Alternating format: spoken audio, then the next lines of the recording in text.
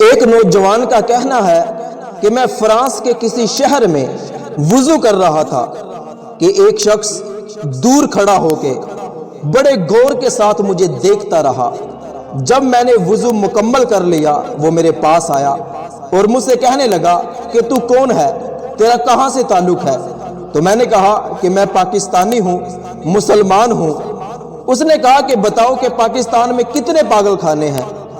تو جوان نے کہا کہ مجھے بڑی حیرت ہوئی کہ عجیب سوال کرتا ہے۔ تو میں نے کہا کہ 2-4 پاگل خانے ہوں گے۔ تو اس نے مجھ سے پوچھا کہ ابھی تو نے کیا کیا؟ میں نے کہا کہ میں نے نماز پڑھنے کے لیے وضو کیا۔ اس نے کہا کہ تو روز نماز پڑھتا ہے؟ میں نے کہا روز نماز پڑھنا تو دور کی بات، میں تو دن میں 5 مرتبہ نماز پڑھتا ہوں۔ اس نے کہا کہ تو دن میں 5 مرتبہ نماز پڑھنے کے لیے 5 مرتبہ ہی وضو کرتا ہے؟ میں نے کہا کہ ہاں، میں دن میں 5 مرتبہ نماز پڑھنے کے لیے 5 مرتبہ ہی وضو کرتا ہوں، بلکہ پوری دنیا میں رہنے والے مسلمان 5 مرتبہ نماز پڑھتے ہیں اور 5 مرتبہ ہی وضو کرتے ہیں۔ اس نے کہا کہ 5 مرتبہ وضو کرتے ہیں؟ میں نے کہا کہ ہاں۔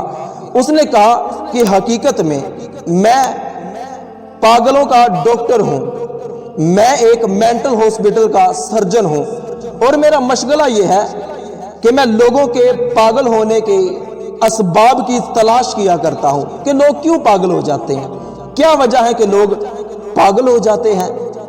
تو اس نے کہا کہ میں تحقیق کر کے یہاں تک پہنچا کہ ہمارے دماغ میں کچھ ایسی باریک رگیں ہوتی ہیں جو ہماری گردن کی پشت سے گزرتی ہوئی ہمارے جسم میں جاتی ہیں۔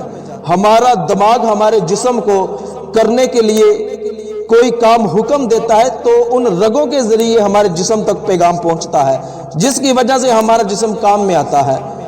تو اگر گردن کی پشت کو زیادہ عرصے تک خشک رکھا جائے تو ایک تحقیق کے مطابق ڈر پیدا ہو جاتا ہے کہ وہ رگیں سوکھ جائیں گی، کیونکہ گردن کو زیادہ عرصے تک تر نہیں کیا گیا۔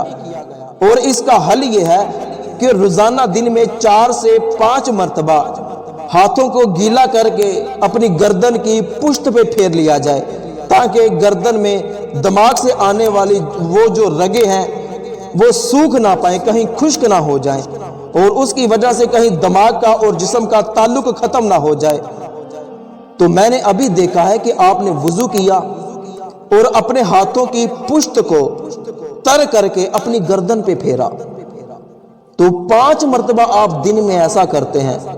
تو میں دعوے سے کہہ سکتا ہوں کہ پوری دنیا میں رہنے والے مسلمان جو دن میں 5 مرتبہ نماز پڑھتے ہیں اور 5 مرتبہ نماز پڑھنے سے پہلے 5 مرتبہ ہی وضو کرتے ہیں، اور وضو کرتے ہوئے اپنے ہاتھوں کی پشت کو تر کر کے اپنی گردن پہ پھیرتے ہیں، تو یہ مسلمان کبھی پاگل نہیں ہو سکتے۔ اب دیکھیے کہ اللہ پاک نے ہمیں کتنا پیارا دین عطا کیا ہے کہ اس کے چھوٹے سے چھوٹے کام میں بھی کتنی بڑی بڑی حکمتیں پوشیدہ ہیں۔